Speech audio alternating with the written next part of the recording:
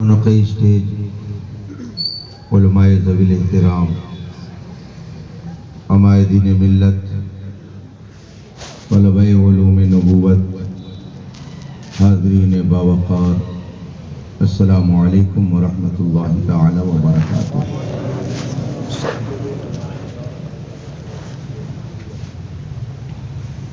یہ پاکیزہ اجلاس اور نور علی نور محفل، جس میں ہم اور آپ شرکت کی سعادت حاصل کیے ہوئے ہیں، جماعت اہل سنت کی بڑی قداور، جلیل القدر، عظیم المرتبت اور اپنے دور کی بڑی جامع صفات شخصیت کی یاد میں منعقد ہے، جس کے فضل و کمال اور حکمت و دانائی کا اعتراف ہندوستان کے ان سارے علماء کرام کو ہے جو حقیقت شناس ہیں اور جو انصاف کی زبان رکھتے ہیں اور عدل و انصاف کی ترازو پر ہر بات کو تول کر لوگوں کے درمیان پیش کرتے ہیں۔ جس ذات نے اپنی حکمت و دانائی اور علم و آگہی سے قوم مسلم کے نونہالوں کو ایسا مزین کیا کہ اگرچہ وہ ذات ہمارے درمیان نہیں، مگر ان کے فیض و برکات کی یہ نہریں چاروں طرف کھیتیوں کو سیراب کر رہی ہیں اور انشاءاللہ صبح قیامت تک سیراب کرتی رہیں گی۔ قابل مبارکباد ہیں جامعہ حبیبیہ کے اساتذہ، یہاں کے اراکین اور طلباء کہ جنہیں ایسی ذات کی خدمت کی سعادت ملی، جن کی صحبت نصیب ہوئی اور جن کی فیض و برکات کو ان کی بارگاہ میں رہ کر لینے کا شرف ملا،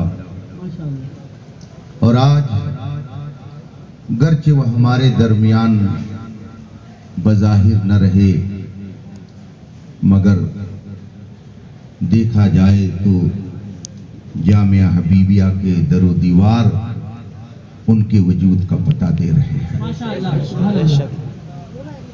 اٹھائے کچھ ورق لالا نے، کچھ نرگس نے، کچھ گل نے، اٹھائے کچھ ورق لالا نے، کچھ نرگس نے، کچھ گل نے، چمن میں ہر طرف بکھری ہوئی ہے داستاں اس کی۔ ان کے تلامذہ، ان کے فیض و برکات کی بہتی ہوئی نہریں ہیں، ان کی تصنیفات، ان کی کتابیں، ان کی تالیفات، یہ ان کے فضل و کمال کے ستارے ہیں جس سے لوگ روشنی حاصل کر رہے ہیں۔ ہم اس عظیم شخصیت کی بارگاہ میں اپنی محبتوں کا نذرانہ پیش کرنے کے لیے حاضر ہیں، جس نے ایک عرصے دراز تک جامعہ حبیبیہ جیسے عظیم ادارے میں رہ کر قال اللہ قال رسول کی صدا بلند کی اور لوگوں کے قلوب و اذہان کو محبت نبی سے منور کیا۔ رب قدیر اس عظیم الشان شخصیت کی تربت رحمت پر، تربت انور پر رحمت و نور کی بارش فرمائے اور ان کی فیض و برکات سے عالم اسلام کو مالا مال فرمائے۔ میرے لیے سعادت کی بات ہے اور میں اپنے آپ کو خوش بخت تصور کرتا ہوں، تصور ہی نہیں بلکہ یقین کرتا ہوں کہ میں اپنے بزرگوں کے درگاہ کا فرش بردار رہا ہوں اور ابھی تک ہوں، اور ان کے فیض و برکات مجھے اتنے ملے کہ میں علل اعلان یہ بات کہتا ہوں، جب تک بکے نہ تھے تو کوئی پوچھتا نہ تھا، اس نے ہمیں خرید کے انمول آج عرس علامہ عاشق الرحمان صاحب کی یہ مجلس سجی ہوئی ہے، کیوں نہ بھر بھر جائیں سب کی جھولیاں، صاحب جود و سخا کا عرس ہے، آج برسے گی شراب معرفت، آج برسے گی شراب معرفت، آج میرے میں قدا کا عرس ہے۔ علامہ عاشق الرحمان علیہ رحمت و رضوان کی یاد میں یہ محفل منعقد ہے، ان کی روحانیت جلوہ گر ہے، ان کے فیض و برکات کی برسات ہو رہی ہے اور ہم اور آپ اس میں نہا رہے ہیں۔ رب قدیر آپ کا بیٹھنا قبول کرے، ہم لوگوں کا سننا اور سنانا قبول کرے۔ تھوڑی دیر کے لیے میں آپ کے درمیان حاضر ہوں۔ رمضان المبارک سے کچھ دن قبل میری حاضری ہوئی تھی اور پھر گرامی مرتبت محتمم ادارہ حافظ شمیم صاحب نے اپنے احباب کے ساتھ اسی وقت مجھ سے یہ معاہدہ کر لیا تھا کہ ہر حال میں عرس کے موقع پر حاضر ہونا ہے۔ مصروفیتوں میں اس مصروفیت کو میں اپنی ایک اہم مصروفیت سمجھتا ہوں، اس لیے کہ یہ قیمتی وقت جو آپ کے درمیان صاحب آستانہ کے روبرو گزر رہا ہے، اگر رب نے اسے قبول کر لیا تو ہو سکتا ہے کہ یہ ترقی درجات کا ذریعہ بن جائے۔ کچھ دیر میں آپ کے درمیان رہوں گا، ان اکابر اور علماء کرام اور طلبہ علوم نبوت کی دعاؤں کے سہارے کچھ باتیں آپ کے سامنے رکھنے کی جسارت کروں گا اور اجلاس کی مناسبت سے کچھ آپ کے درمیان اپنی معلومات رکھنے کی کوشش کروں گا۔ مگر آئیے سب سے پہلے مصطفیٰ جان رحمت سروری کائنات فخر موجودات علیہ تحیت و ثنا کی بارگاہ قدس میں درود و سلام کا نذران عقیدت پیش کریں اور پڑھیں۔ اللہم صلی علی سیدنا و مولانا محمد معدن الجود والکرم و آلہ الکرام اجمعین۔ رفیقان محترم، اللہ تبارک و تعالی نے انسانوں کو بے شمار نعمتوں سے نوازا ہے۔ قرآن فرماتا ہے وَإِن تَعُدُّوا نِعْمَةَ اللَّهِ لَا تُحْصُوهَا، اگر تم اللہ کی نعمتوں کو شمار کرنا چاہو تو شمار نہیں کر سکتے۔ اس کی نعمتیں اتنی بے شمار ہیں، لا تعداد ہے کہ انسان کی سانسیں رک سکتی ہیں مگر اس کی نعمتوں کی گنتی نہیں رک سکتی ہے۔ یہ قرآن کا فرمان ہے، اور اس کی نعمت کسی ایک قوم کے لیے نہیں ہے بلکہ کائنات کے ہر فرد کے لیے، ہر طبقے کے لیے، ہر قوم کے لیے ہے، اس لیے کہ وہ رب المسلمین نہیں ہے بلکہ رب العالمین ہے۔ وہ پوری کائنات کا رب ہے، پوری کائنات کا خالق ہے، پوری کائنات کا مالک ہے۔ اس نے اپنی بے شمار نعمتوں سے کائنات کو نوازا ہے۔ ابھی محب محترم اقبال صاحب نے میرے آنے کے بعد چند جملے انسانیت کے حوالے سے کہے تو میرے ذہن میں بھی یہ بات آ گئی کہ اللہ کا شکر ہے کہ اس نے ہمیں اور آپ کو انسان بنایا اور خوبصورت انسان بنایا۔ قرآن فرماتا ہے وَالتِّينِ وَالزَّيْتُونِ وَطُورِ سِينِينَ وَهَذَا الْبَلَدِ الْأَمِينَ لَقَدْ خَلَقْنَا الْإِنسَانَ فِي أَحْسَنِ تَقْوِيمٍ، بلا شبہ ہم نے انسان کو بہترین سب سے اعلیٰ ساخت اور بناوٹ کے ساتھ دنیا میں بھیجا ہے۔ سب سے بہترین ساخت، سب سے بہترین جغرافیہ، سب سے بہترین نقشہ اللہ تبارک و تعالیٰ نے انسان کو عطا کیا ہے۔ لیکن کیا آپ یہ کہہ سکتے ہیں کہ یہ بہترین ساخت، یہ شاندار بناوٹ صرف اللہ نے مسلمانوں کو عطا کی ہے، دوسری قوموں کو یہ بناوٹ نہیں دی ہے؟ کیا آپ یہ کہہ سکتے ہیں کہ یہ نعمت صرف اللہ نے ہم ہی کو دی ہے، کسی اور کو نہیں دی ہے؟ نہیں، ایسا نہیں ہے، بلکہ ڈاکٹر اقبال نے شاید دوسری قوموں کی ساخت اور بناوٹ کو ہی دیکھ کر کے صبر نہ کر کے چند جملے شکایت کے طور پر کہہ دیا، قہر تو یہ ہے کہ کافر کو ملے حور و قصور اور بیچارے مسلمان کو فقط وعدے حور۔ اس نے غیر قوموں کے چہرے مہرے کو دیکھا، نقشے کو دیکھا، ان کے تزین کو دیکھا، ان کی خوبصورتی کو دیکھا، تو یہ شعر اس نے کہہ دیا۔ میرے عرض کا مطلب یہ ہے کہ اللہ نے اگر آپ کو انسان بنایا، خوبصورت انسان بنایا، تو آپ یہ دعویٰ نہیں کر سکتے ہیں کہ اللہ نے یہ نعمت صرف ہم ہی کو دی ہے۔ اس وقت پوری دنیا میں تقریباً 8.25 ارب آبادی انسانوں کی پائی جاتی ہے۔ ہر انسان کا یہی نقشہ ہے، یہی جغرافیہ ہے، یہی ساخت ہے اور یہی بناوٹ ہے۔ تو یہ وہ حسن نہیں ہے، یہ وہ خوبی اور وہ کمال نہیں ہے جس پر آپ ناز کریں۔ امام غزالی رضی اللہ تبارک و تعالی عنہ نے حسن اور خوبصورتی کے تعلق سے بڑی پیاری بات ارشاد فرمائی۔ ارشاد فرماتے ہیں، اے اپنے حسن و جمال پر ناز کرنے والے، اگر 1 مہینہ تجھے مسلسل بخار آ جائے تو تیرا عاشق بھی تیری طرف دیکھنا گوارا نہیں کرے گا۔ یہ حسن وہ ناپائیدار شے ہے جس کے لیے استقامت نہیں ہے، دوام نہیں ہے۔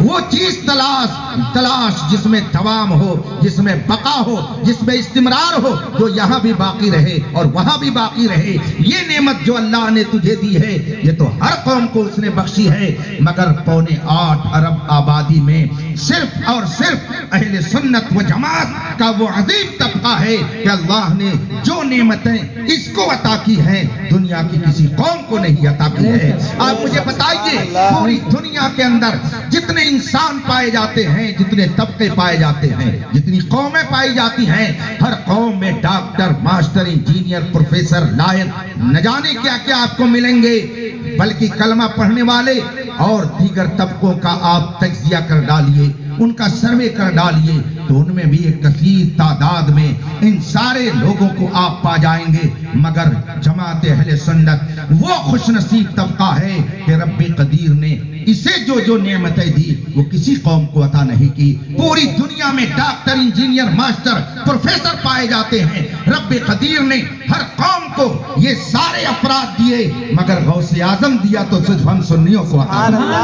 پوری دنیا میں کسی کے پاس غوث اعظم نہیں ہے، غوث اعظم اللہ نے عطا کیا تو ہم سنیوں کو عطا کیا ہے۔ پوری دنیا میں کسی کے پاس خواجہ غریب نواز نہیں ہے، خواجہ غریب نواز اللہ نے دیا ہے تو ہم سنیوں کو عطا کیا ہے۔ پوری دنیا کے اندر کسی قوم کے پاس امام اعظم نہیں ہے، امام اعظم اگر ہے تو ہم اہل سنت کے پاس ہے۔ پوری دنیا میں کسی کے پاس امام احمد رضا جیسا ثانی نمبر نہیں ہے، اگر اللہ نے کسی کو دیا ہے تو ہم سنیوں کو عطا کیا۔ پوری دنیا میں اس دور میں آنکھ اٹھا کر کے دیکھ لیجئے تو آپ کو کہنا پڑے گا پوری دنیا میں کسی کے پاس تاج الشریعہ نہیں۔ تاج الشریعہ اگر اللہ نے دیا تو ہم سنیوں کو عطا کیا۔ یہ وہ نعمتیں ہیں جو سب کو نہیں ملتی ہیں، خال خال لوگوں کو ملتی ہیں۔ خوش نصیب ہیں جو جماعت اہل سنت سے وابستہ ہیں، خوش نصیب ہیں وہ لوگ جو سنی صحیح العقیدہ ہیں، بڑے بختاور ہیں وہ لوگ جو امام احمد رضا کے افکار و نظریات کے حامل ہیں، بہت خوش بخت ہیں وہ لوگ جو مسلک اعلیٰ حضرت پر چلتے ہیں، بہت ہی خوش نصیب ہیں وہ لوگ جو امام احمد رضا کے در کی غلامی کا پٹا اپنے گلے میں ڈالے ہوئے ہیں۔ ابھی چند ہفتہ قبل حضور محدث کبیر علامہ ضیاء المصطفیٰ صاحب قبلہ دامت برکات العالیہ سے فون پر میری گفتگو ہو رہی تھی۔ گفتگو کے دوران انہوں نے ایک جملہ ارشاد فرمایا جو ابھی بھی میرے کانوں میں گونج رہا ہے۔ فرماتے ہیں، مولانا جسے مقبولیت و محبوبیت کا درجہ حاصل کرنا ہو اسے چاہیے کہ امام احمد رضا کے در کی غلامی کا پٹا اپنے گلے میں، اگر اعلیٰ حضرت کی غلامی کا پٹا اپنے گلے میں ڈال لے گا تو اسے محبوبیت اور مقبولیت کا درجہ۔ نعرہ تکبیر، اللہ اکبر، رسالت دیکھ لیجیے تو آپ خود اس حقیقت کا اعتراف کرتے ہوئے نظر آئیں گے۔ اعلیٰ حضرت قدس سرہ کے افکار اپنے نجی افکار نہیں، وہ تو اسلاف کی امانتوں کے امین تھے۔ انہوں نے تو ہمیں بتایا، یا رسول اللہ تیرے غلاموں کا نقش قدم ہے راہ خدا، وہ کیا بہک سکے جو یہ سراغ لے کے۔ ان کی ذات ایسی نہیں تھی کہ اپنی بات منوانے کی کوشش کرتی تھی، وہ تو رسول اللہ کے دین کو پھیلانے کے لیے زندگی بھر کوشش کرتے رہے۔ انہوں نے زندگی بھر رسول پاک صلی اللہ علیہ وسلم کے احکام کو قوم تک پہنچانے کا فریضہ انجام دیا۔ یاد رکھیے گا، جو اپنی چلانے کی کوشش کرتا ہے، جو اپنی گاڑی چلانے کی زبردستی کوشش کرتا ہے، تو اس کی گاڑی کا پہیہ پنچر ہو سکتا ہے، بھسٹ بھی ہو سکتا ہے، لیکن جو رسول پاک کے دین کی چلاتا ہے تو دین بھی چلے گا اور اس کی گاڑی بھی چلے گی، دین بھی چلے گا، اس کی بات بھی چلے گی۔ امام احمد رضا نے زندگی بھر رسول پاک کی دین کی باتوں کو چلانے کی کوشش کی، تو آج الحمدللہ دوستوں کے دل میں تو وہ چل ہی رہے ہیں، دشمنوں کے سینے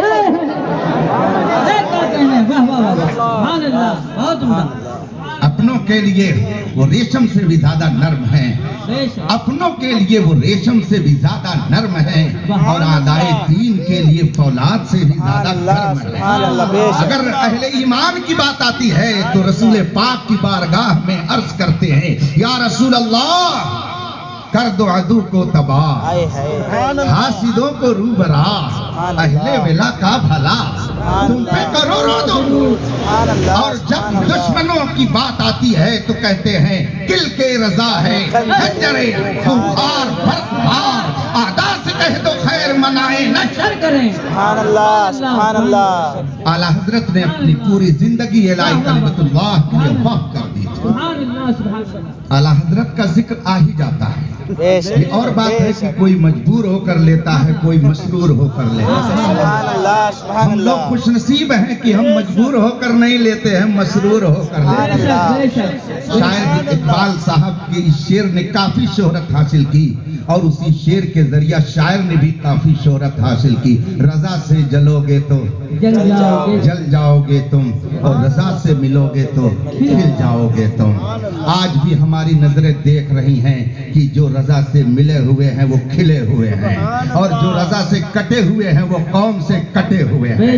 آج بھی ہماری نظریں دیکھ رہی ہیں کہ جو امام احمد رضا کے افکار و نظریات پر شدت سے قائم ہیں، رب قدیر ان پر رحمتوں کے پھول برساتا ہے، رب قدیر ان پر رحمتوں کی بارش فرماتا ہے، اور جو امام احمد رضا کی ڈگر سے ہٹ گئے ہیں ان کا انجام بھی آپ اپنے ماتھے کی آنکھوں سے دیکھ رہے ہیں کہ آبادی کے لوگ ہی ان کو نالیوں میں مار مار کر کے دماغ صحیح کرنے کا کام کر رہے ہیں۔ یہ سب موجود ہے ہمارے سامنے، پھر کیوں نہیں لوگوں کی آنکھیں کھلتی ہیں، اور کیوں نہیں سنی کہلانے کے بعد امام احمد رضا کی ڈگر پر چلتے ہیں، جب وہ جانتے ہیں امام احمد رضا کی وہ ڈگر ہے کہ جو محبت رسول کی تحریک دیتی ہے، رسول پاک صلی اللہ علیہ وسلم کی محبت کا جام پلاتی ہے۔ میں چند سال پیشتر افریقہ کے ایک شہر میں گیا، بتانا یہ مقصود نہیں ہے کہ میں باہر جاتا ہوں، شاعر صاحب نے سب بتا دیا ہے۔ افریقہ کے ایک شہر لیلانگوے میں برنٹائل میں میں تقریر کر رہا تھا، مسجد کے اندر خطاب ہو رہا تھا، اور خطاب کے دوران میں نے سرکار اعلیٰ حضرت کا نام لیا۔ نام لینا تھا کہ مجمع سے ایک نوجوان بے ساختہ کھڑے ہو کر کے نعرہ لگاتے ہوئے کہتا ہے عشق محبت عشق محبت اعلیٰ حضرت اعلیٰ حضرت۔ میں سوچنے لگا 7 سمندر پار، کئی سو نہیں بلکہ کئی ہزار کلومیٹر بریلی سے دور، آخر اسے کس نے بتایا کہ ہندوستان میں محبت کی نشانی احمد رضا ہے؟ اسے کس نے بتایا کہ رسول پاک کی محبت کی تحریک کا نام امام احمد رضا ہے؟ اسے کس نے کہ اب ہر منبر اور محراب سے یہ صدا آئے گی ڈال دی قلب میں عظمت مصطفیٰ سیدی اعلیٰ حضرت پہ لاکھوں سلام۔ سبحان اللہ سبحان اللہ۔ جو بدبو کے قفس میں بند ہیں وہ لوگ کیا جانے، کہاں کھولے ہیں گیسو یار نے، خوشبو کہاں تک ہے، کیا کہنے جہاں تک سونگھ پائیں سونگھنے والے وہاں تک ہے۔ میں نے اس لیے یہ ذکر کر دیا کہ ابھی 2 روز قبل عالم اسلام کی اس عظیم الشان شخصیت کی تاریخ ولادت گزری۔ 10 شوال المکرم کو بریلی شریف کے محلہ جسولی میں علامہ نقی علی خان کی گود میں میرے اعلیٰ حضرت جلوہ گر ہوئے۔ 4 سال کی عمر میں قرآن پاک کا ناظرہ ختم. ذرا کسی 4 سال کی عمر کے بچے کو لا کر کے اسٹیج پر ختم بیٹھا دیجئے اور کہیے ان اساتذہ میں سے کسی سے کہ ذرا اسے پڑھائیے، تو شاید وہ بسم اللہ الرحمن الرحیم بھی صحیح ڈھنگ سے پورے تلفظ کے ساتھ نہ پڑھ سکے. مگر اعلیٰ حضرت 4 سال کی عمر میں قرآن پاک کو دیکھ کر کے ختم کر لیتے، جس کو ناظرہ کہا جاتا ہے.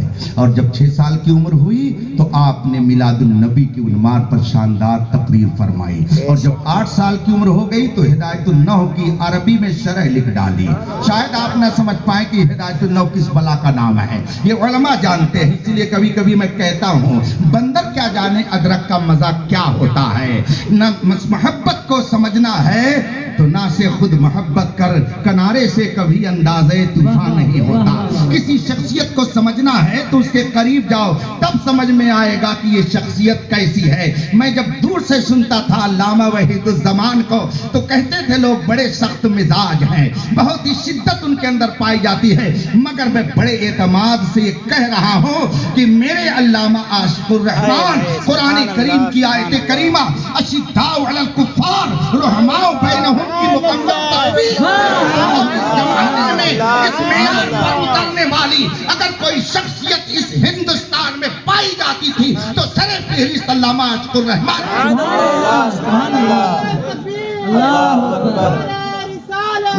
اس شخصیت کو اگر سمجھنا ہے تو اسے قریب ہونا چاہیے. 8 سال کی عمر میں ہدایت النحو کی عربی میں آپ نے شرح تحریر فرما دی. اور جب 10 سال کی ہوئے تو مسلم الثبوت جو بڑی اہم اور معیاری کتاب ہے اصول فقہ کی، میں سمجھتا ہوں 100 علماء میں سے شاید 25 ایسے ہوں کہ جو اس کو صحیح ڈھنگ سے پڑھ سکتے ہوں. سمجھنے کا گراف اور کم ہو جائے گا. علامہ عاشق الرحمان علی رحمت و رضوان کے تلامذہ میں سے یہاں کئی لوگ بیٹھے ہوئے ہیں، آپ ان سے جا کر کے پوچھ لیجئے گا حضرت وہ کون سی کتاب ہے جس کا ذکر رات ہو رہا تھا، اس کی آپ نے عربی میں تحشیہ نگاری کا کام کیا اور حاشیہ عربی میں لکھ دیا اس مشکل کتاب کا، جبکہ اعلیٰ حضرت کی عمر ابھی 10 سال کی تھی. اور جب آپ 13 سال 10 مہینہ 4 دن کے ہوئے تو عالم بھی بن گئے، فاضل بھی بن گئے، محدث بھی بن گئے، مفتی بھی بن گئے، ماہر علوم عقلیہ بھی بن گئے، ماہر علوم نقلیہ بھی بن گئے. جب 14 سال کے ہوئے تو فاضل اور مفتی بن گئے. آج نہ جانے کتنی خانقاہوں میں 28 سال کے ہونے کے باوجود صحیح ڈھنگ سے سورہ فاتحہ نہیں پڑھ پاتے ہیں اور وہ امام احمد رضا سے مقابلہ آرائی کی بات کرتے ہیں. ایسے لوگوں کو چاہیے کہ وہ اپنے دماغ کا علاج کرائیں. امام احمد رضا اس بطل عظیم کا نام ہے جس نے تحدیث نعمت کے طور پر خود کہہ دیا ملک سخن کی شاہی تم کو رضا مسلم جس سے آگے ہو سکے. سبحان اللہ سبحان اللہ سبحان اللہ ماشاء اللہ.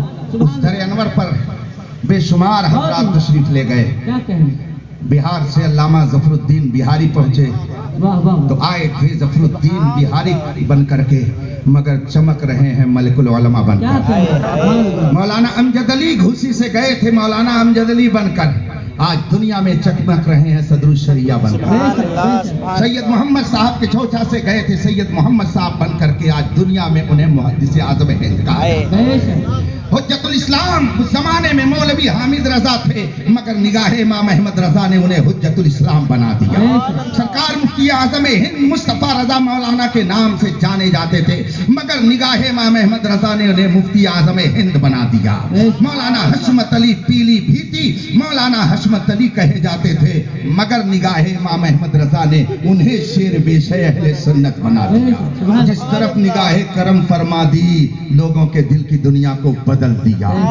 اسی در کے فیض یافتہ لوگوں میں حضور مجاہد ملت کی ذات. سبحان اللہ. حضور مجاہد ملت نے اس در سے فیض حاصل کیا. احقاق حق اور ابطال باطل کا جذبہ امام احمد رضا سے کنیکشن کے بعد جو آ جاتا ہے اس کی تو مثال ہی نہیں پیش کی جا سکتی ہے. بعض لوگوں کو میں سمجھانے کے لیے کہتا ہوں یہ جو آپ کا تار پھیلا ہوا ہے اس میں وولٹیج کم ہوتا ہے، لیکن ایک تار ایسا ہوتا ہے جو 11,000 وولٹیج کا ہوتا ہے.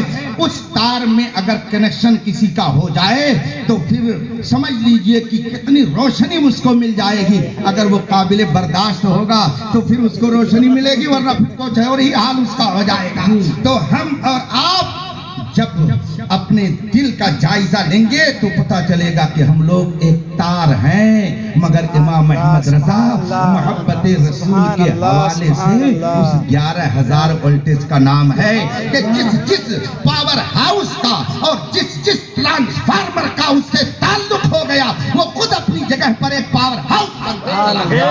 امام احمد رضا کے دربار معلیٰ میں جب حضور مجاہد ملت پہنچے، ان کے شہزادے حضور حجت الاسلام کی نگاہ کرم نے جب انہیں نوازا تو دنیا نے دیکھا کہ حق اور باطل کے درمیان خط امتیاز کھینچنے والی جو سب سے بڑی ذات اپنے دور میں بنی وہ میرے مجاہد ملت کی۔ ہم اور آپ تو اسٹیج پہ بیٹھ کر کے کہہ دیتے ہیں مرد حق باطل سے ہرگز خوف کھا سکتا نہیں، سر کٹا سکتا ہے لیکن سر، یہ تو ہم لوگ شیر کہہ دیتے ہیں، لیکن جب بات آتی ہے تو شیر نہیں لومڑی بن جاتے ہیں۔ یہ دیکھا جا رہا ہے، یہ تو مجاہد ملت کی ذات تھی کہ دشمنوں کی آنکھ میں آنکھیں ڈال کر کے بات کرنے کا ہنر جسے آتا تھا، اس ذات کا نام حضور مجاہد بے شک حق ہے۔ میرے ذہن سے نام اس وقت محو کر گیا ہے، مگر بڑی عظیم شخصیت تھی، نام غالباً حضور محدث کبیر ہی نے یہ مجھ سے بیان فرمایا۔ یہ واقعہ پنڈت جواہر لال نہرو کے زمانے کی بات ہے، فتنہ اور فساد برپا ہوا۔ حضور مجاہد ملت علیہ رحمت و رضوان کو جب پتہ چلا تو آپ پہنچ گئے مسٹر جواہر لال نہرو کے پاس۔ اسی الہ آباد کی بات ہے، یہ اسی الہ آباد کی بات ہے۔ پہنچے حضور مجاہد ملت ملنے کے لیے وزیر اعظم سے، اور جانے کے بعد آپ نے جو گفتگو کی اس کا دو چند جملہ مجھ سے خود حضور محدث کبیر نے بیان فرمایا۔ فرماتے ہیں کہ جب حضور مجاہد ملت نہرو کے پاس تشریف لے گئے اور کہا کہ یہ فتنہ اور فساد ایسے ہی ہوتا رہے گا یا اس کا سد باب ہوگا، ملک تباہ ہوگا کہ ملک کو آباد کرنے کی بھی کوشش کی جائے گی، انہوں نے کہا مولانا ٹھیک آپ کہہ رہے ہیں، کون چاہے گا کہ فتنہ اور فساد ہو، مگر یہ کیسے رکے، آپ ہی کوئی رائے دیجئے۔ حضور مجاہد ملت فرماتے ہیں میری ایک رائے ہے، میں پیش فوراً کروں گا لیکن میں اس پر بھی یقین رکھتا ہوں کہ آپ اس پر عمل نہیں کریں گے، تو میرے پیش کرنے سے فائدہ کیا ہے؟ آج کوئی وزیر اعظم تو بہت دور کی بات ہے اپنے شہر کے ڈی ایم کے سامنے بھی اس طرح کی گفتگو نہیں کر سکتا ہے جس انداز سے حضور مجاہد ملت ہندوستان کے وزیر اعظم سے گفتگو فرما گئے۔ فرماتے ہیں میرے پاس ایک تدبیر ہے مگر میں وہ بتاؤں گا تو آپ اس پر عمل نہیں کریں گے۔ وہ مسکرا کر کے بولنے لگے جناب کہیے تو آخر آپ کیا تدبیر بتا رہے ہیں کہ فتنہ اور فساد بند ہو جائے گا، ختم ہو جائے گا؟ حضور مجاہد ملت فرماتے ہیں میری رائے یہ ہے کہ جس شہر میں فتنہ اور فساد برپا ہو اس شہر کے ڈی ایم کو اس شہر کے چوراہے پر لا کر کے گولی مار دی جائے۔ اگر اس پر عمل کر لیا گیا تو پھر کسی شہر میں کبھی فساد برپا نہیں ہوگا، لیکن میں یہ بھی جانتا ہوں کہ آپ اس پر عمل نہیں کرو گے۔ اور جب آپ نے یہ بات کہی تو اس نے کہا مولانا آپ تو بڑی مشکل بات کہہ رہے ہیں۔ حضور مجاہد ملت نے فرمایا تو میں تو پہلے کہہ چکا تھا کہ آپ اس پر عمل نہیں کریں گے۔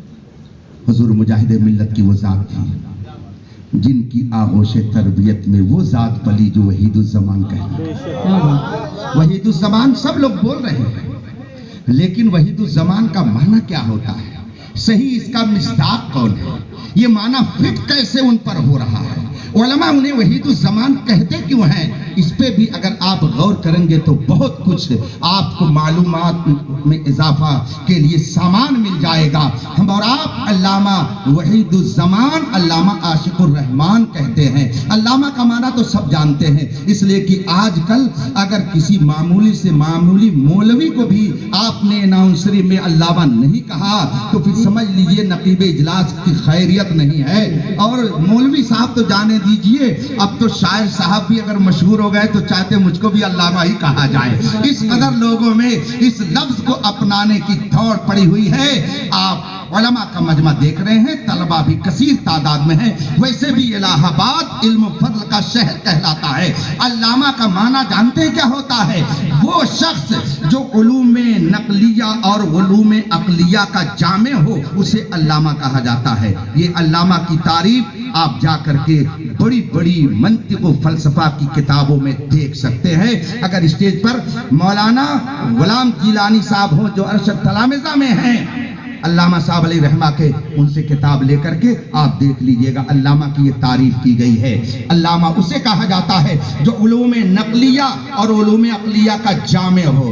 اب اگر میں پوچھ لوں آپ سے کہ علوم نقلیہ کس بلا کا نام ہے اور علوم عقلیہ کس کو کہتے ہیں، تو شاید یہ بھی آپ کے لیے مشکل ہو جائے۔ کچھ علوم وہ ہیں، کچھ فن اور سبجیکٹ وہ ہیں کہ جو نقل کرتے ہوئے ہم تک پہنچائے گئے ہیں، اور کچھ علوم وہ ہیں جو صرف عقل کی پیداوار ہیں، سوچ سمجھ کر کے لوگوں نے اس کو درمیان میں لا کر کے رکھ دیا۔ تو جو علوم نقل ہوتے ہوئے تھے ہم تک پہنچے انہیں علوم نقلیہ کہا جاتا ہے، اور جو ذہن کی پیداوار اور اختراع ہو، ایجاد بندہ ہو، اسے علوم نقلیہ سے تعبیر کیا جاتا ہے۔ میں اس کو مثال کے ساتھ واضح کر دوں تاکہ آپ کے لیے اور آسان ہو جائے۔ قرآن پاک یہ کسی کی ذہنی پیداوار نہیں ہے، یہ ہم تک اگر پہنچا ہے تو اللہ نے حضرت جبریل کو دیا، جبریل علیہ السلام نے مصطفیٰ جان رحمت کو دیا، مصطفیٰ جان رحمت نے صحابہ کو دیا، صحابہ نے تابعین کو دیا، تابعین نے تبع تابعین کو دیا، اور سلسلہ بسلسلہ یہ علم ہم تک پہنچا۔ یہ ہے علوم نقلیہ کی ایک مثال۔ حدیث پاک رسول کریم صلی اللہ علیہ وسلم نے صحابہ کو بتائی، صحابہ نے بعد کے لوگوں کو، بعد کے لوگوں نے بعد کے لوگوں کو، اس طرح سے ہم تک پہنچ گیا یہ علم۔ اس کو کہا جاتا ہے یہ علم نقلی ہے، نقل ہو کر کے آیا ہے، منتقل ہو کر کے آیا ہے۔ اسی طریقے سے علم نحو ہے، علم صرف ہے، علم بلاغت ہے، علم معانی ہے، علم عروض ہے، علم ادب ہے، علم لغت ہے، علم ناسخ و منسوخ ہے۔ یہ وہ علوم ہیں جن کو علوم نقلیہ کہا جاتا ہے۔ اور علوم عقلیہ جیسے فلسفہ ہے، جیسے منطق ہے، جیسے علم زیجات ہے، جیسے کیمیا ہے، جیسے سیمیا ہے، جیسے لیمیا ہے، یہ وہ علوم ہے جن کو علوم عقلیہ کہا جاتا ہے۔ اور جو عالم دونوں علوم کا حسین سنگم ہو اسے علامہ کہا جاتا ہے۔ ذرا اس معیار پر آپ لوگوں کو تلاش لیجئے تو شاید تو ایک آپ کو علامہ ملے، ورنہ سب کے سب علامہ ہو سکتے ہیں مگر علامہ نہیں ہو سکتا۔ لیکن آج کل جو بہت اچھی تقریر کرتا اس کو بھی علامہ کہا جاتا ہے، علامہ فلاں صاحب۔ ہم لوگ چونکہ طالب علم رہ چکے ہیں، مدرسوں کی دنیا میں پرورش ہوئی اور آج تک مدرسوں کی دنیا ہی میں رہنے سہنے کا پورا ماحول اپنائے ہوئے ہیں۔ میرے استاد گرامی معلوم علماء حضور مفتی شبیر حسن صاحب رضوی رحمت اللہ تعالی علیہ فرماتے تھے یہ جس کو دیکھو سب علامہ بنتے جا رہے ہیں، جس کو دیکھو لوگ علامہ کہتے جا رہے ہیں۔ علامہ تو ہندوستان میں بس دو ایک ہیں، اور کس کو علامہ کہا جائے، اس لیے کہ وہ جانتے تھے کہ علامہ کس کو کہا جاتا ہے۔ وہ نام اگر لیتے تھے تو کبھی علامہ عاشق الرحمان کا نام لیتے تھے، اور نام اگر لیتے تھے تو محدث کبیر کا نام لیتے تھے۔ فرماتے تھے یہ ہے علامہ، اس لیے کہ قدر گوہر شاہ دانت یا بدانت جوہری، موتی کی قدر و قیمت ہر شخص نہیں جانتا ہے، جو جوہری ہوگا اسے معلوم ہوگا کہ یہ موتی کی قیمت کیا ہے۔ حضور مفتی شبیر حسن خود بھی جامع معقول و منقول تھے، اس لیے اس ترازو پر وہ جب تولتے تھے تو فرماتے تھے کہ ہندوستان میں کم وہ لوگ ہیں کہ جنہیں علامہ کہا جائے، اس لیے کہ علوم عقلیہ اور نقلیہ کے جامع بہت کم لوگ ہوتے ہیں، اور ان میں سے ایک ذات میرے علامہ عاشق الرحمان۔ سبحان اللہ سبحان اللہ۔ سمجھا آپ نے علوم عقلیہ اور نقلیہ کا مطلب؟ اب ذرا حضور علامہ عاشق الرحمان صاحب علیہ رحمت و رضوان کے علم و فضل کو دیکھیے۔ آپ ان کے فتوے کی کتاب فتاوی حبیبیہ اٹھا کر کے دیکھیے تو آپ کو معلوم ہوگا کہ فقہ کی کیسی وہ گہری مہارت رکھتے تھے۔ اگر آپ ان کی کتاب اسلام کا آغاز و انجام پڑھیے تو حدیثوں کا ایک ذخیرہ انہوں نے اپنی کتاب میں اکٹھا کر دیا، جس سے معلوم ہوتا ہے کہ حدیث پر ان کی نظر کس طرح سے تھی۔ اور علوم نقلیہ میں علم ادب میں آ جائیے، عربی زبان کے بارے میں آپ ان سے اگر معلومات لینا چاہیں، ابھی حضرت کے وصال سے تقریباً 1 ماہ پہلے، بلکہ اس میں بھی 1 دن کم ہی ہوگا، میں حاضر ہوا۔ حضرت نے جتنی نوازش مجھ پر فرمائی میں اسے زندگی بھر کبھی بھول نہیں سکتا۔ اٹھتے اٹھتے ساری گفتگو کرنے کے بعد تقریباً 5 گھنٹے حضرت نے گفتگو فرمائی۔ اس درمیان کئی بار میں نے چاہا کہ اٹھوں، مگر حضرت کیا فرماتے، لاؤ چائے پلاؤ۔ 5 گھنٹے کے گفتگو کے درمیان کئی بار حضرت نے ناشتے کا اہتمام فرمایا۔ ناشتہ تو ایک بہانہ تھا گفتگو کر کے اپنے فیض و برکات کو عطا کرنا تھا. اور جب اٹھے تو اٹھتے اٹھتے کہتے ہیں مولانا چل تو رہا ہوں لیکن دیکھیے کب تک چلتا ہوں. آخر میں یہ جملہ حضرت نے خود مجھ سے ارشاد فرمایا کہ چل تو رہا ہوں لیکن دیکھیے کب تک چلتا ہوں, یہ گاڑی کب تک چلتی ہے. ایسے ہی ہاتھ سے اشارہ کرتے ہوئے اور اوپر تشریف لے گئے. میں کیا جانتا تھا کہ یہ آخری ملاقات ہے, اور اتنی لمبی ملاقات کے بعد جو حضرت مجھے عطا کر رہے ہیں, شاید حضرت کی نگاہ کرم اور نگاہ فضل و حکمت یہ دیکھ رہی تھی کہ آئندہ ملاقات نہ ہو, آج ہی وقت ملا ہے, میں اس خادم کو کچھ دے دوں تاکہ آنے والی نسلوں کو میرا علم پہنچ جائے. علامہ عاشق الرحمان صاحب علیہ رحمت و رضوان تشریف فرما ہے. گفتگو ہو رہی ہے اور ایک عربی کے شعر کی بات آ گئی. ہو سکتا ہے مفتی غلام جیلانی صاحب کو یاد ہو. حضرت نے جب اس شعر کے تعلق سے عربی میں گفتگو شروع کی اور عربی کی وہ کتابیں حوالے میں پیش کرنے لگے, ان کا نام لینے لگے کہ بعض کتابیں ایسی کی جن کا خود میں نے بھی نام نہیں سنا تھا. بالکل سچی بات کہہ رہا ہوں. اور حضرت علم کا دریا بہائے ہوئے چلے جا رہے ہیں. علم ادب پر ان کی مہارت کا یہ عالم تھا. میں یہ کہہ سکتا ہوں ہندوستان میں جن کو ادیب عربی ادیب کہا جا سکتا ہے ان میں سے ایک ذات علامہ عاشق الرحمان صاحب. مولانا سلیم صاحب یہاں ہے نہیں, لیکن ان کی ایک گفتگو میں نے فون کی جو حضرت سے ہوئی ہے وہ سنی. انہوں نے اپنی ایک کتاب میں قریشی لکھ دیا تھا, تو حضرت نے فون پر گفتگو کرتے ہوئے فرمایا عربی میں قریشی نہیں لکھا جاتا ہے, عربی ادب میں لکھنے کا طریقہ الگ ہے, قریشی نہیں لکھا جاتا ہے.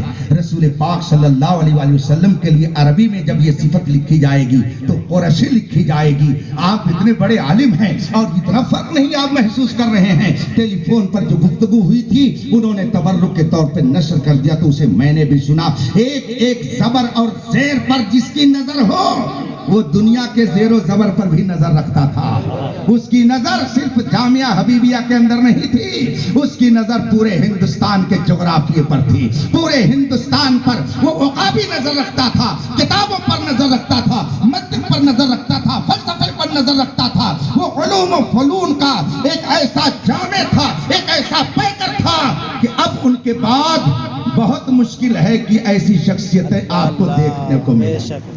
علامہ عاشق الرحمان علیہ رحمت و رضوان قرآن, حدیث, فقہ, تفسیر, عربی ادب میں وہ مہارت رکھتے تھے کہ ان کی کتابیں پڑھ کر کے آپ اش اش کر اٹھیں گے. یہ علوم نقلیہ میں ان کا حال تھا, اور علوم عقلیہ میں منطق ہو, فلسفہ ہو, دیگر علوم و فنون ہوں. یہاں ان کے تلامذہ بیٹھے ہوئے ہیں. مفتی غلام جیلانی صاحب جن کی عمر ابھی میرے خیال سے 35 اور 40 کے اندر ہی ہوگی, ایک کتاب انہوں نے لکھی ہے حمداللہ کی شرح حمداللہ. حمداللہ جانتے ہیں کیا ہے؟ نہیں معلوم ہے, نام بھی نہیں سنا. مگر یہ علامہ عاشق الرحمان علیہ رحمہ کا کمال تھا کہ نیپال کی کھوہ سے ایک ہیرا تلاش لے گئے اور لا کر کے انہوں نے ایسا تراشا کہ آج ان کے جانے کے بعد جامعہ حبیبیہ میں بیٹھ کر کے اپنے استاذ کی وراثت کو تقسیم کر رہا ہے. حمداللہ ایک فلسفہ منطق کی کتاب ہے, اتنی مشکل کتاب ہے کہ بہت سارے دارالعلوموں سے اس کتاب کو نکال دیا گیا. کیوں نکال دیا گیا؟ کہتے ہیں پڑھانے والے نہیں ہیں نہ پڑھنے والے ہیں. ان کو اس کتاب کو نکال دیا گیا, سلیبس سے ہٹا دیا گیا کہ یہ کتاب بہت مشکل ہے, اس کو پڑھا نہیں جا سکتا ہے, سمجھا نہیں جا سکتا ہے, تو سمجھایا کیسے جائے گا. مگر علامہ عاشق الرحمان صاحب علیہ رحمہ کی درسگاہ کا یہ فیض دیکھیے کہ آپ کے شاگرد نے ایسا نہیں کہ صرف اس کتاب کو پڑھا بلکہ حمداللہ کی اردو زبان میں شرح لکھ کر کے قوم کے سامنے بھیجا. علامہ عاشق الرحمان علیہ رحمت و رضوان کے پاس ایک بار میں بیٹھا ہوا تھا اور اتفاق سے ایک مسئلہ میرے ذہن میں آ گیا. میں نے کہا حضرت ذرا اسے سمجھائیے مجھے. فلسفے کی ایک بات میں نے حضرت کے سامنے رکھی. حضرت نے مسکرا کر کے مولانا کی طرف نظر اٹھائی اور کہا ذرا آلو اور چھری لے کر کے آؤ. تو آلو اور چھری منگائی. بیٹھے ہوئے میں نے ابھی ان کا دیدار کیا. ماشاءاللہ یہ سارے ہمارے اساتذہ اور سارے اکابر اور سارے علماء قابل احترام ہیں. ان سے فیض و برکات لیجئے۔ امام غزالی رضی اللہ، میں کیوں نام لے رہا ہوں ان بزرگوں کا بار بار؟ اس لیے کہ ہماری قوم کا مزاج الگ ہو گیا ہے۔ جب دنیا سے کوئی شخصیت چلی جاتی ہے تب اس کو یہ ولی مانتے ہیں، جب تک وہ دنیا میں ہے تب تک وہ برائیوں کا مجموعہ ہوتی ہے، اور جب دنیا سے چلی جائے تو فضائل و کمالات کا مجموعہ ہوتی ہے۔ امام غزالی علیہ رحمت و رضوان نے ارشاد فرمایا ہے کہ سنو، جو دنیا سے جا چکے ان کی بارگاہ میں جانا بھی بہتر ہے، کار ثواب ہے، لیکن جو علماء ربانیین دنیا میں ابھی موجود ہیں ان کے پاس جانا قبروں کے پاس جانے سے زیادہ افضل ہے۔ اس لیے کہ اگر تم قبر پر جاؤ گے تو اپنی باتیں وہاں کہہ دو گے، اپنی منت وہاں رکھ دو گے، 2 قطرے ندامت کے آنسو گرا دو گے، عقیدت کے پھول چڑھا دو گے، لیکن تم ان سے کوئی جواب ڈائریکٹ حاصل نہیں کر سکتے ہو۔ اور اگر ان علماء ربانیین کے پاس جاؤ گے تو اپنی مشکل ان کے سامنے رکھو گے، تم وہاں سے فوراً جواب پا جاؤ گے۔ تو یہ جو زندہ علماء ربانیین ہیں ان کی بارگاہ میں زیادہ جاؤ، اس لیے کہ فیض و برکات اخذ کرنے کے لیے تمہارے لیے زیادہ موقع ہے۔ ہاں، بزرگوں کے یہاں جانے سے بھی سبق پڑھا جا سکتا ہے، مگر ایسا مدرس چاہیے کہ وہ امام احمد رضا ہو، اور ایسا طالب علم چاہیے کہ وہ مناظر اہل سنت مولانا حشمت علی ہو۔ اس لیے کہ تاریخ یہ بتاتی ہے، علامہ حشمت علی صاحب رحمۃ اللہ علیہ شیر پیش اہل سنت بخاری شریف کتاب لے کر کے اعلیٰ حضرت کے مزار پر چلے جاتے، فرماتے ہیں ان کے بارے میں روایت کی جاتی ہے کہ جب مسئلہ سمجھ میں نہیں آتا، کتاب کا مطلب ان کے ذہن میں نہیں آتا، تو بخاری شریف لے کر کے اعلیٰ حضرت کے مزار پہ چلے جاتے اور وہیں پڑھ کر کے عبارت مراقبے میں بیٹھ جاتے، اور اس کے بعد میں سارا مطلب ادھر سے دل میں ڈال دیا جاتا، کتاب لے کر کے چلے آتے تھے۔ تو پڑھانے والا اگر امام احمد رضا ہو اور پڑھنے والا شیر پیش اہل سنت ہو تو قبر سے بھی استفادہ کیا جا سکتا ہے، لیکن نہ ہم میں کوئی احمد رضا ہے نہ ہم میں کوئی شیر پیش اہل سنت ہے۔ اس لیے ان ظاہری حیات میں جلوہ گر علماء کی بارگاہ میں پہنچ کر کے اپنے ایمان کے تحفظ کا سامان فراہم کیجئے۔ ان کے پاس وہی سامگری ہے جو اعلیٰ حضرت نے ہم تک منتقل فرمائی ہے۔ بات سمجھ میں آ رہی ہے نا؟ تو ہمارے ہاں مزاج الگ ہے کہ جب دنیا سے کوئی چلا جاتا ہے تب اس کی فضیلتوں کا اعتراف کرتے ہیں، خطبے پڑھتے ہیں، قصیدے پڑھتے ہیں۔ حضور فقیہ ملت مفتی جلال الدین احمد امجدی علیہ رحمت و رضوان کا نام آپ نے سنا ہوگا، جماعت اہل سنت کی بڑی قداور شخصیت کا نام فقیہ ملت مفتی جلال الدین احمد امجدی ہے۔ اتفاق سے ایک بڑے عالم کا انتقال ہوا، حضرت کی بارگاہ میں موجود تھا اور گفتگو اس عالم ذیشان کی ہونے لگی، تو حضرت نے فرمایا جب تک یہ باحیات تھے ان کی زندگی کا الگ رخ تھا، اور اب دیکھیے ان کے بارے میں یہ نثر میں قصیدہ لکھا جا رہا ہے، اور میں جانتا ہوں کہ ان لوگوں نے کیا کیا سلوک ان کے ساتھ کیا ہے، اور اب یہ نثر میں قصیدہ لکھ کر کے اپنی عقیدت کا اظہار کر رہے ہیں۔ میں ان کے پاس گیا تو ناشتے میں نے دیکھا کہ فلاں چیز رکھی تھی، میں نے کہا آپ اتنے بڑے عالم اور یہ ناشتہ آپ کے سامنے؟ تو حضرت نے بڑے افسوس کے ساتھ کہا کیا کریں مولانا، کیا کریں مفتی صاحب، یہی انتظام ہے تو اسی پر میں اکتفا کر لیتا ہوں۔ حضور فقیہ ملت علی رحمت و رضوان نے یہ واقعہ خود مجھ سے ذکر کرنے کے بعد فرمایا ہماری جماعت کا حال یہ ہے کہ جب کوئی عالم اس دنیا میں ہوتا ہے تو اس کی قدر نہیں کر پاتے، اور جب وہ دنیا سے چلا جاتا ہے تب اس کی عظمتوں کا خطبہ پڑھا جاتا ہے۔ لیکن الحمدللہ میں ان خوش نصیبوں میں ہوں کہ میں نے اپنے جتنے اکابرین کی صحبت پائی، الحمدللہ ثم الحمدللہ، میں نے ان کی زندگی میں بھی ان کی عظمت کا اعتراف کیا، بلکہ ان کی کفش برداری کی۔ آج اسی کفش برداری کا صدقہ ہے کہ میں آپ کے درمیان بیٹھ کر کچھ عرض کرنے کی جسارت کرتا ہوں۔ میری آنکھوں نے سلطان الواعظین علامہ عبد المصطفیٰ اعظمی علیہ رحمت و رضوان کا دیدار کیا ہے، میری ان آنکھوں نے ریحان ملت کو دیکھا، بدر ملت کو دیکھا، مفتی نانپارہ کو دیکھا، بہت سارے لوگ اس میں موجود ہیں۔ تلمیذ صدر الشریعہ علامہ سید ظہیر احمد زیدی کو میں نے دیکھا، تلمیذ حافظ ملت علامہ کاظم علی صاحب رحمت اللہ تعالی علیہ کو میں نے دیکھا۔ بے شمار اکابر علماء کی میں نے زیارت کی اور صحبتیں بھی بہت سارے اکابر کی حاصل کی، ان میں سے حضور فقیہ ملت کی ذات بڑی نمایاں ہے جن کی فیض و برکات میں نے خوب حاصل کیے۔ علامہ عبداللہ خان عزیزی علیہ رحمت و رضوان کی بارگاہ میں نے فیض حاصل کیا، حضور مفتی شبیر حسن رحمت اللہ تعالی علیہ کی بارگاہ میں میں نے زانوئے ادب تہ کر کے وہاں سے فیض و برکات لیے، اور پھر پہلی ملاقات جو میری صاحب عرس سے ہوئی، پہلی بار جب میں جامعہ حبیبیہ کی فیلڈ میں داخل ہوا، جمعہ کا دن تھا، اس وقت میں باندہ دارالعلوم ربانیہ میں تدریس کی خدمت انجام دے رہا تھا۔ یہ تقریباً آج سے 27 سال پہلے کی بات ہے، تقریباً 27 سال پہلے کی بات ہے، یا 26 سال ہو گئے ہوں گے۔ میں دارالعلوم ربانیہ میں تدریسی خدمت پر مامور تھا، اور وہاں کی بہت بڑے دیوبندی کے بارے میں سوال آیا، مولوی صدیق جس کا نام، اور پھر اس پر میں نے جواب لکھا۔ کچھ علماء کی رائے ہوئی کہ اکابر اہل سنت سے اس کی تائید لی جائے، جن میں ایک نام علامہ عاشق الرحمن علی رحمت الرضوان کا آیا۔ جمعہ کا دن تھا، میں آیا، حضرت اپنی قیام گاہ میں تشریف فرما ہوئے، جمعہ کے بعد بھیڑ لگی تھی۔ یہ پہلا دیدار تھا علامہ عاشق الرحمن صاحب کا جو ان آنکھوں نے کیا۔ وہ فتویٰ میں نے حضرت کی خدمت میں پیش کیا۔ حضرت کا جلال پہلے سے سن رکھا تھا، آنے سے پہلے ہی لوگوں نے بتا دیا تھا۔ وہ بہت ڈانٹتے ہیں، جلدی کسی کو اپنے قریب نہیں ہونے دیتے۔ آپ کیسے جائیں گے؟ میں نے کہا میں تو جاؤں گا، اور ضرور جاؤں گا ان کی بارگاہ میں۔ میں حاضر ہوا، حضرت نے فتویٰ ہاتھ میں لیا اور پڑھا۔ یہ پہلا اتفاق تھا، گویا ہماری اور حضرت کی جو پہلی ملاقات ہو رہی ہے وہ کسی دنیاوی مقصد کے تحت نہیں، بلکہ اشاعت سنیت کے لیے، اشاعت سنیت کے حوالے سے یہ پہلی ملاقات تھی۔ حضرت نے اس فتوے کو پڑھا اور اس کے بعد میں جلال بھرے انداز میں فرمایا، فتویٰ تو صحیح ہے مگر اس میں کچھ باتیں رہ گئی ہیں۔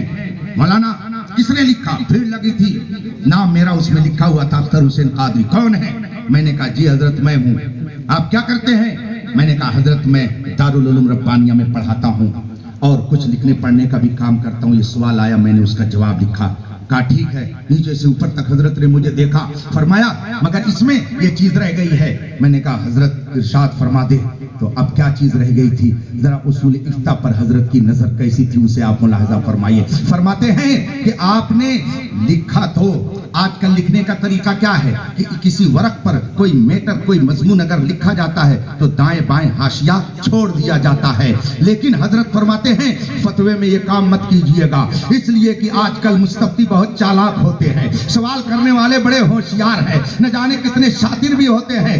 آپ نے اگر اگل بغل میں جگہ چھوڑ دی، آپ نے جائز لکھا تھا، اس کے مطلب کی بات نہیں تھی، نہ بڑھا دے گا اس کے مطلب کی بات ہو جائے گی۔ اس لیے ایک سطر نہیں بلکہ ایک انگل بھی کہیں جگہ مت چھوڑیے، اور جب پوری بات ہو جائے تب اس کے نیچے فوراً اپنا دستخط کر دیجئے، تاکہ کسی سائل کو اس میں کچھ گھٹانے بڑھانے کی کبھی جرات نہ ہو۔ اور جتنی جگہیں اگل بغل میں خالی تھی حضرت نے سب پہ خط کھینچا، اور پھر تقریباً 8 یا 9 سطر میں اس کے بارے میں لکھ کر کے اور پھر فرمایا الجواب صحیح۔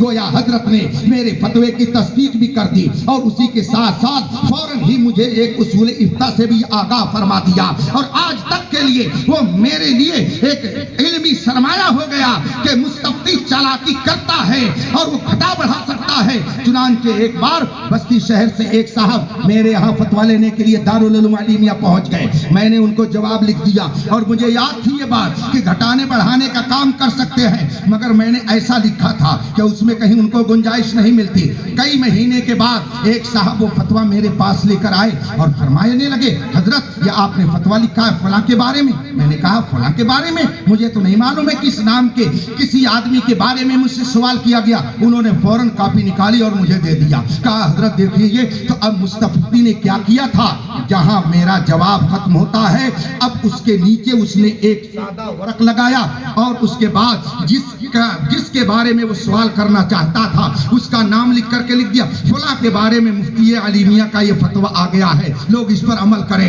اور فوٹو کاپی کرا کر کے اس نے تقسیم کرنا شروع کر دیا۔ حضور علامہ عاشق الرحمن صاحب حالات زمانہ پر بھی نظر رکھتے تھے، لوگوں کے مزاج کو بھی سمجھتے تھے، اس لیے کہ اصول فقہ میں یہ بھی بتایا جاتا ہے من لم یعرف اہل زمان ہی فہو جاہل، جو حالات زمانہ سے خبردار نہ ہو وہ عالم کہلانے کا حق نہیں رکھتا ہے، وہ علم سے کورا ہے۔ علامہ عاشق الرحمن صاحب اگرچہ چہار دیواری میں رہتے تھے مگر ان کی نظر پورے ہندوستان کے طول و عرض پہلی ملاقات میری ہوئی، حضرت نے کچھ ڈانٹ پلائی اور ذرا کھنگرج انداز میں حضرت نے کچھ ارشاد فرمایا، مگر مجھے قطعاً برا نہیں لگا، قطعاً برا نہیں لگا۔ حضرت سیدنا مولا کائنات علی مرتضی رضی اللہ تعالیٰ عنہ فرماتے ہیں، من علمنی حرفا، جس نے مجھے ایک حرف پڑھا دیا، فقد سیرنی عبدا، اس نے مجھے اپنا غلام بنا لیا۔ ایک حرف کسی نے پڑھا دیا تو اس نے مجھے اپنا غلام بنا لیا، وہ میرا آقا ہو گیا، اور جب وہ میرا آقا ہو گیا تو وہ مجھے کچھ بھی کہے، مجھے اس پر اعتراض کا کوئی حق نہیں ہے۔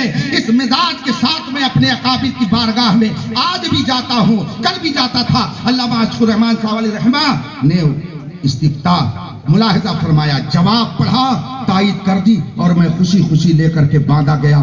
آج بھی وہ اصل تحریر میرے پاس بطور تبرک موجود ہے۔ یہ پہلی ملاقات میری علامہ عاشق الرحمان صاحب علیہ رحمہ سے تھی، اور اس کے بعد جب میں یہاں سے واپس گیا، کچھ علماء نے چاہا کہ ذرا کچھ ان سے معلوم کریں کہ کیا سلوک کیا گیا ان کے ساتھ، تو کہنے لگے آپ گئے، ملاقات ہو گئی؟ میں نے کہا الحمدللہ ملاقات ہو گئی، بہت ہی شاندار طریقے سے ملاقات ہوئی، علمی افادہ بھی ادھر سے مجھے ملا، انہوں نے علمی افادے سے بھی نوازا، اور یہ دیکھیے تائید بھی کر دی۔ کہا یہ تو آپ کا کمال ہے۔ میں نے کہا میرا کمال نہیں ہے، یہ اس فتوے کا کمال ہے، اس لیے کہ یہ بدعقیدوں کے رد میں بات تھی، اور علامہ عاشق الرحمان رد باطل میں کسی کی پرواہ نہیں کرتے تھے، جو حق ہوتا تھا وہ بتاتے تھے، اور جو باطل ہوتا تھا اس کا اظہار فرما دیا کرتے تھے۔ علامہ عاشق الرحمان صاحب علیہ رحمہ، یہ پہلی ملاقات، حضرت کی پہلی زیارت، حضرت کا پہلا دیدار، اور اس کے بعد تو ایک بار اور بھی ملاقاتیں ہوئی، دور سے دیکھا۔ پھر بریلی شریف شرعی کونسل آف انڈیا کا سیمینار منعقد ہونے لگا، حضور تاج الشریعہ علامہ اختر رضا اظہری علیہ رحمت و رضوان کے زیر سایہ کرم شرعی کونسل آف انڈیا بریلی شریف کا سیمینار ہونے لگا۔ ابتدائی سیمیناروں میں علامہ عاشق الرحمان علیہ رحمت و رضوان بھی جلوہ فرما ہوتے، تشریف لے جاتے، وہاں پر دیدار ہوا۔ اس کے بعد پھر میں نے ایک کتاب اسی درمیان لکھی تھی، جس کتاب کا نام ہے راہ عمل۔ کتاب کا نام ہے راہ عمل، یہ کتاب ہے۔ ہندوستان میں سنی کہلانے والے ایک مولانا صاحب نے ایک کتاب لکھی تھی، اس کا نام تھا پیغام عمل، اور اس پیغام عمل میں انہوں نے یہ دکھایا تھا کہ شیعہ، سنی، وہابی، دیوبندی سب ایک اسٹیج پر جا سکتے ہیں، کوئی حرج نہیں ہے۔ جب یہ کتاب میں نے پڑھی تو مجھے بہت تکلیف ہوئی۔ ایک ہفتے کے اندر میں نے اسی طرز پر ایک دوسری کتاب لکھی جس کا نام ہے راہ عمل۔ تقریباً 150 صفحے کی یہ کتاب میں نے ایک ہفتے کے اندر تیار کر دی، اور اس کے بعد میں نے اس کو کمپوزنگ کے لیے دہلی بھیج دیا، اور عرس اعلیٰ حضرت کے موقع پر ایک ہفتے کے اندر وہ کتاب چھپ کر منظر عام پر آ گئی، اور اس کتاب میں صلح کلیت کے سارے جراثیم کے لیے اس نے ویکسین کا کام کیا۔ جتنے صلح کلیت کے جراثیم پھیلانے کی کوشش کی گئی تھی پیغام عمل کے ذریعہ، راہ عمل نے ان سب کا صفایا کر دیا۔ حضور تاج الشریعہ کی بارگاہ میں اس کتاب کی مقبولیت کا حال یہ تھا کہ جب اس کتاب کے پڑھنے کے بعد حضرت کو میں نے پہلی بار دیکھا تو قیام گاہ پہ حضرت تشریف فرما تھے، اتنے میں علامہ اسجد رضا خان صاحب دعوت برکات ملالیہ اندر سے باہر آئے، میں کھڑا بیٹھا ہوا تھا۔ حضور تاج الشریعہ علی رحمت و رضوان سے شہزادے تاج الشریعہ علامہ اسجد رضا صاحب نے فرمایا، ابو جی مولانا نے جو کتاب لکھی ہے راہ عمل بہت زوردار کتاب ہے۔ حضرت خوش ہو کر کے فرماتے ہیں، خدا گواہ ہے آج تک نقشہ میرے ذہن میں ہے۔ حضرت ایسی ہی کرسی پہ جلوہ فرما تھے اور فرمایا ماشاءاللہ راہ عمل نے پیغام عمل کا صفایا کر دیا، راہ عمل نے پیغام عمل کا صفایا کر دیا۔ یہ حضور تاج الشریعہ کے جملے تھے اور ان کا یہ انداز تھا، ایسے ہی فرمایا کہ راہ عمل نے پیغام عمل کا صفایا کر دیا، ایسا جواب دیا ہے، ایسی باتیں لکھی ہیں کہ پیغام عمل کو پڑھنے کی کوئی ہمت نہیں کرے گا، اور اسی کتاب کو انشاءاللہ اپنے لیے راہ عمل بنائے گا۔ وہ کتاب علامہ عاشق الرحمان علیہ رحمت و رضوان کی خدمت میں بھی میں نے پیش کر دی۔ حضرت جب سیمینار سے تشریف لے آئے، اب سال بھر کے بعد پھر سیمینار کا موقع آنے والا تھا۔ دوسری بار جب حضرت گئے، اب مجھے یہ تو نہیں یاد پڑتا ہے کہ ان کے ساتھ کون تھے، اس لیے کہ کبھی مولانا عبدالوحید صاحب ہوتے اور کبھی مولانا غلام جیلانی صاحب ہوتے، کون تھا مجھے یاد نہیں، اور کبھی ہو سکتا اور کچھ لوگ رہے ہوں، ساری باتیں ذہن میں نہیں رہ گئی، لیکن حضرت نے مجھے اپنی قیام گاہ پر بلایا جامعۃ الرضا کے اندر، اور اس کے بعد میں کہا ذرا بلا کے لاؤ، اور جب میں پہنچا تو حضرت نے مجھے اپنے بغل میں بٹھایا، میں دستبوسی کر کے بیٹھ گیا۔ حضرت نے فرمایا بیٹھیے۔ تھوڑی دیر کے بعد فرماتے ہیں آپ کی کتاب راہ عمل کا میں نے مطالعہ کیا، اور اس مطالعے سے میں بہت خوش ہوا، اور مجھے امید بندھ گئی کہ الحمدللہ آنے والی نسلیں بھی امام احمد رضا کے مسلک پر عمل کرتی رہیں گی۔ اس کتاب کو آپ نے لکھ کر کے مجھے خوش کر دیا ہے، مجھے بہت اطمینان ہوا کہ الحمدللہ ہماری آنے والی نسلوں میں بھی مسلک اعلیٰ حضرت پر چلنے والے موجود رہیں گے، اور انشاءاللہ صبح قیامت تک یہ سلسلہ یوں ہی چلتا رہے گا۔ یہ ہماری حضرت کے قرب کی دوسری داستان تھی، اور پھر تو اس کے بعد جو نگاہ کرم حضرت کی ہوئی، میں بتا نہیں سکتا کہ حضرت مجھ پر کس قدر نوازش فرماتے تھے۔ ان کے سامنے ملکی مسائل بھی ہوتے تھے، ملی مسائل بھی ہوتے تھے، مسلکی مسائل بھی ہوتے تھے، مشربی مسائل بھی ہوتے تھے۔ میں ایک بار جالے سر گیا ایک پروگرام میں، وہاں کچھ احباب ملاقات کرنے کے لیے آئے، ان میں کچھ ضعیف العمر تھے، کچھ عمر دراز تھے۔ میں اپنی قیام گاہ پر تھا، ڈھونڈتے ہوئے وہ پہنچے، اور اس کے بعد میں جب میری ملاقات ان سے ہوئی تو کہنے لگے کہ ہم لوگ فلاں جگہ سے آئے ہوئے ہیں، ہم حضور علامہ عاشق الرحمان علی رحمت و رضوان کے مریدوں میں ہیں۔ حضرت یہاں پر تشریف فرما ہوئے تھے، اور حضرت نے اپنی تقریر میں ارشاد فرمایا تھا کہ تم لوگ حضور تاج الشریعہ کے فتوے پر عمل کرنا، حضور محدث کبیر کے فتوے پر عمل کرنا، اور پھر اختر حسین دارالعلوم علیمیہ والے کے فتوے پر عمل کرنا۔ چنانچہ ہم نے جب سنا کہ آپ یہاں آئے ہوئے ہیں تو ہم نے سوچا ہمارے پیر نے جس سے مسئلہ پوچھنے کی ہم کو نصیحت کی ہے، کم از کم چل کر کے اس کو دیکھ لیا جائے۔ مجھے بتائیے کیا میں ان کے خاندان کا تھا، ان کے گھر کا تھا، ان کا شاگرد تھا؟ نہیں، نہ میں ان کے خاندان کا، نہ ان کا شاگرد، نہ ان کے تلامذہ میں، نہ ان کے مریدوں میں، نہ ان کے بغل میں رہنے والا، نہ ان کے شب و روز کو دیکھنے والا، مگر اس کے باوجود اتنا اعتماد کیوں فرمایا؟ اس لیے کہ وہ جانتے تھے کہ یہ اسلاف کا غدار نہیں ہے بلکہ ان کا وفادار۔ اور جو اعلیٰ حضرت کا وفادار تھا، ہر ایسے شخص سے حضور عاشق الرحمان علیہ رحمہ کو پیار تھا، اور جو ان کا غدار تھا اس کو وہ اپنی نظر میں ناہنجار سمجھتے تھے۔ کئی بار ایسا ہوا، کچھ ایسے لوگ ملنے کے لیے آئے جن کے اندر شرعی قباحتیں تھیں، اور سب سے بڑی قباحت یہ کہ وہ بریلی کی مخالفت والے خیمے میں چلے گئے تھے۔ ملنا چاہا انہوں نے، قابل تھے، عالم تھے، بہت سارے شاگردوں کے استاد تھے، کاروفر کے ساتھ آئے تھے کہ میں بڑا عالم ہوں، ضرور مجھ سے ملاقات کریں گے، لیکن یہ نہیں جانتے تھے دیوانے کو تحقیر کی نظروں سے نہ دیکھو، دیوانہ بہت سوچ کے دیوانہ بنا ہے، جس کی جو بک چکا ہے وہ بازار مصطفیٰ میں، اسے کسی دربار میں اور کسی بازار میں جانے کی ضرورت نہیں ہے۔ علامہ عاشق الرحمان علیہ رحمت و رضوان مسلک اعلیٰ حضرت کے سچے نقیب تھے، امام احمد رضا کے شیدائی تھے۔ ان کی نظر میں ہر وہ شخص قابل نفرت تھا جو مسلک اعلیٰ حضرت سے ہٹ چکا ہو، یا مسلک اعلیٰ حضرت کا دم بھرتا ہو مگر بریلی کا وفادار نہ ہو۔ ہر ایسے شخص کو علامہ عاشق الرحمان اپنی نظروں سے گرا دیا کرتے تھے۔ آئے صاحب ملنے کے لیے اطلاع بھیجی، فلاں مدرسے سے فلاں صاحب آئے ہوئے ہیں۔ حضرت نے سنا، فرمایا جا کر کہہ دیجئے ملنے کا وقت نہیں ہے، میں نہیں ملتا۔ یہ حضرت نے خود مجھ سے بیان فرمایا، فلاں صاحب آئے تھے مگر میں نے ان کے بارے میں سن رکھا تھا کہ وہ بریلی کے مخالف ہو گئے ہیں، تو میں نے ان سے ملنا گوارا نہیں کیا۔ اور تواضع اور ان کے ساتھ دیکھیے، یہ نہیں فرماتے کہ وہ مجھ سے ملنے کے لائق نہیں ہے، یہ نہیں کہتے، بلکہ کیا فرماتے؟ میں اس سے ملنے کے لائق نہیں ہوں۔ اللہ اکبر! ان کے سامنے رسول پاک کی حدیث تھی، میرے آقا صلی اللہ علیہ وآلہ وسلم نے ارشاد فرمایا، جو بدعقیدہ ہو جائے، بد مذہب ہو جائے، اسلاف کا گستاخ ہو جائے، اہل ہوا میں سے ہو جائے، لا تجالسوہم ولا تشاربوہم ولا تواکلوہم، نہ ایسے لوگوں کے پاس اٹھے بیٹھو، نہ ایسے لوگوں سے سلام و کلام کرو، نہ ایسے لوگوں کے ساتھ کھاؤ پیو۔ حضور کی یہ حدیث علامہ عاشق الرحمان علیہ رحمہ کی نگاہوں کے سامنے رہتی تھی، اسی لیے وہ بد مذہبوں پر، بد عقیدوں پر سخت تھے، اور اہل ایمان پر بہت ہی نرم رہا کرتے تھے۔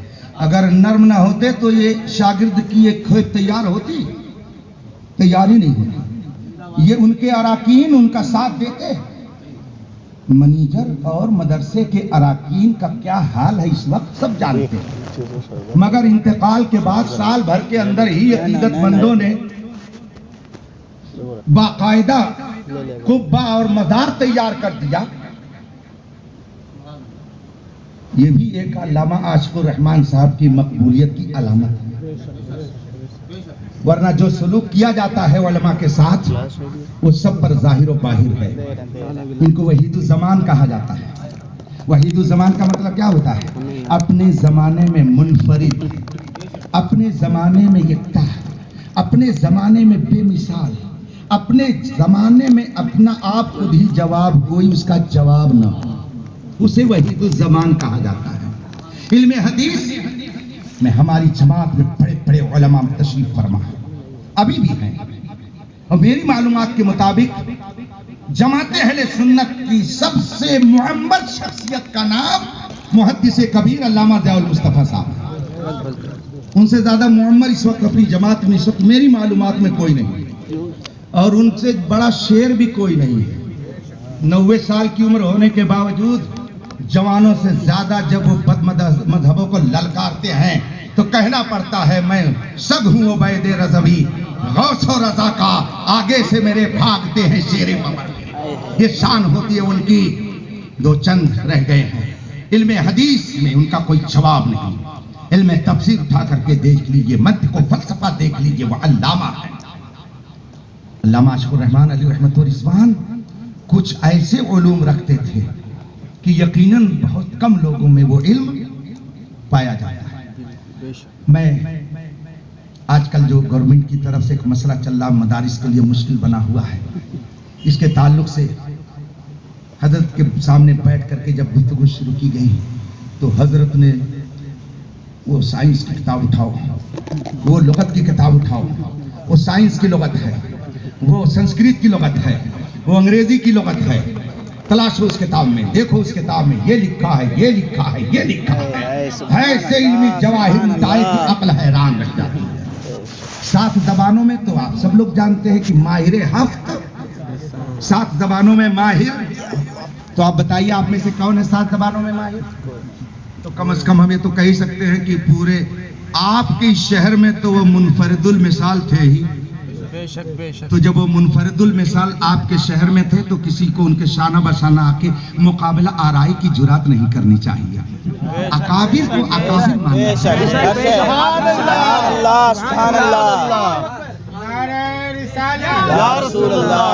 سمجھ کر کے سمجھ کو سمجھو، سمجھنا بھی ایک سمجھ ہے، سمجھ کر کے جو نہ سمجھے میری سمجھ میں۔ ہم لوگ تو قرآن حدیث کے پڑھنے اور ماننے والے ہیں۔ میرے آقا صلی اللہ علیہ وسلم نے ارشاد فرمایا البرکۃ مع اکابرکم، خیر و برکت اگر لینا چاہتے ہو تو اکابر کے دامن سے چمٹ جاؤ، خیر و برکت اگر حاصل کرنا چاہتے ہو تو اپنے اکابر علماء کے دامن سے وابستہ ہو جاؤ، ان سے وابستگی میں تمہیں خیر و برکت ملے گی۔ اگر یہ اکابر جماعت نہیں تھے تو کون ہے وہ تو بتاؤ۔ علم و فضل کے یہ آفتاب و ماہتاب ہیں، کاش ان کی قدر اہل علم نے ان کی حیات ظاہری میں کی ہوتی تو آج ان کی روح کو اور خوشی ہوتی، مگر آپ لوگ خوش نصیب ہو کہ آپ نے ان کی حیات ظاہری میں بھی ان کی قدر فرمائی، اور جب وہ دنیا سے تشریف لے گئے تو آپ نے والہانہ انداز میں ان کے جنازے کو اپنے کندھے پر اٹھا کر کے قبر میں اتارا، اور نعرے تکبیر و نعرے رسالت کی صداؤں میں ان کو آپ نے قبر میں لے جا کر کے دفن کیا۔ میرا وجدان کہتا ہے خوشبوؤں سے معطر ہو کر جب وہ دنیا سے تشریف لے گئے تو اعلیٰ حضرت کی خوشخبری ان کے لیے بھی رہی ہوگی کہ قبر میں لہرائیں گے تا حشر چشم نور کے، جلوہ فرما ہوگی جب طلعت رسولات کے، اس لیے کہ وہ کسی دنیا دار کے نہیں ہو کر کے رہے، احمد مختار کے بن کر کے رہے۔ اعلیٰ حضرت نے فرمایا یا رسول اللہ تجھے جانا تجھے مانا، نہ رکھا خیر سے کام، للہ الحمد میں دنیا سے مسلمان۔ علامہ عاشق الرحمان علیہ رحمت و رضوان اس منفرد المثال شخصیت کا نام ہے۔ ابھی تو میں نے دیگ کے ایک چاول کو اٹھایا ہے، ایک چاول کو اٹھایا ہے، ابھی تو ان کے علوم و فنون کا ایک دریا موجزن ہے، اور نہریں یہاں بیٹھی ہیں اس میں آپ نہریں رواں دواں ہیں، ان میں آپ نہا کر کے خود بھی سیراب ہو سکتے ہیں۔ چلتے چلتے میں یہ عرض کروں گا کمیٹی کے جملہ ارکان بلکہ تمام باشندگان الہ آباد سے، بالخصوص وابستگان جامعہ حبیبیہ سے یہ عرض کروں گا، آپ اسے چھوٹا منہ اور بڑی بات پر نہ محمول کریں گے، اس لیے کہ میں اگرچہ چھوٹا ہوں مگر بات اگر بڑی ہو تو چھوٹے کے منہ سے نکلی ہوئی بات کی بھی قدر کر لینی چاہیے۔ یہ ادارہ بھی ہندوستان میں کئی اعتبار سے منفرد ہے، اور اس کی ایک انفرادیت یہ ہے کہ حضور مجاہد ملت نے مستقبل کو دیکھ کر کے اس ادارے کی حفاظت کے لیے جو قدم آج سے تقریباً 50 سال پہلے اٹھایا تھا، آج اسی مصیبت میں بہت سارے مدرسے پھنس گئے، مگر اے جامعہ حبیبیہ، رب تجھے سلامت رکھے کہ مجاہد ملت نے تجھے سلامت رکھنے کا ایک سامان دے دیا۔ فرمایا جہاں کفر و شرک کی تعلیم ہو میں ایسا کوئی اقدام نہیں کر سکتا ہوں، مجھے دولت نہیں چاہیے۔ وہ رئیس اڑیسہ تھے، وہ تو دولت خود ہی لوگوں کو دے کر کے دولت مند بناتے تھے۔ سبحان اللہ۔ انہوں نے کہا ہمیں دولت نہیں چاہیے، دنیا ہمیں نہیں چاہیے۔ ان کے سامنے حدیث پاک تھی، دنیا جیفت مطالب الکلاب، دنیا ایک مردار ہے، اس کے عاشق شیدائی طلبگار کتے ہیں جو اس کو نوچ نوچ کر کے کھا رہے ہیں۔ انہوں نے دیکھا کہ کہیں کفر و شرک کا اڈا نہ بن جائے، اس لیے انہوں نے فرمایا نہیں، ہمارا ادارہ قوم مسلم کے غریب افراد کے تعاون سے چلے گا، چلتا رہے گا، اس لیے کہ یہ ہم اپنی تعلیم آگے بڑھانے کے لیے نہیں، رسول پاک کے علم کی اشاعت کا کام انجام دینے کے لیے ادارہ قائم کر رہے ہیں۔ تو جس رسول کے صدقے میں پوری کائنات چل رہی ہے، میرا ادارہ بھی چلتا رہے گا۔ جامعہ حبیبیہ اس اعتبار سے ایک منفرد ادارہ ہے، تو اب نسبت سے شے ممتاز ہو جاتی ہے۔ یہی کپڑا ہے، بدن پر ہے، پیر میں ہے، سر میں ہے، کہیں بچھا ہوا ہے، لیکن یہی کپڑا جب قرآن کا جزدان بن جائے تو اس کی قدر و قیمت بڑھ جاتی ہے، نسبت سے شے ممتاز ہو جاتی ہے۔ تو ادارہ ممتاز، اس سے نسبت رکھنے والے تلامذہ اور اساتذہ ممتاز، اور اس سے نسبت رکھنے والے اراکین اور ممبران کئی جہتوں سے ممتاز۔ وہ ایک جہت یہ کہ انہوں نے اس ہوش ربا گرانی کے ماحول میں اپنے کندھے پر اس کا بار گراں اٹھا رکھا ہے، اور گورنمنٹ کے پیسے کی طرف انہوں نے اپنی کوئی نظر نہیں اٹھائی، اپنے کندھوں پر اس کے بوجھ کو اٹھا لیا۔